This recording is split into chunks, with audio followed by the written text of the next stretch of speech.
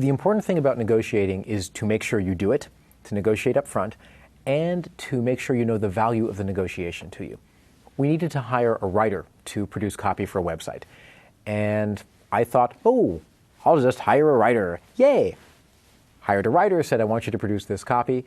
I knew that my budget was a certain amount, and I was just kind of expecting the writing to come in about that amount.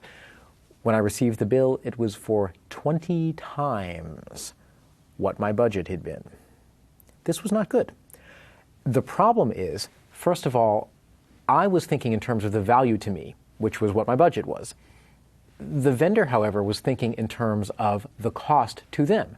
And since this was a person who essentially was valuing their time, which was the cost to them, because every hour they spent was an hour they weren't spending working on another project, they actually had incentive even to spend as much time as possible working on my project, because that increased the amount of money that they thought they were going to get.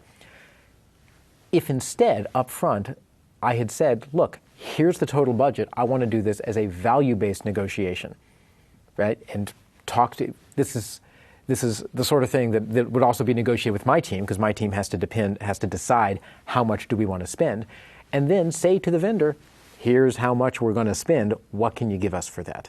Then it would have been very clear that A, we were paying for value, not for time, and B, there wouldn't have been a misunderstanding on the other side, and the vendor would have had an incentive to get the work done, get it done quickly, and get it done to the value that we needed.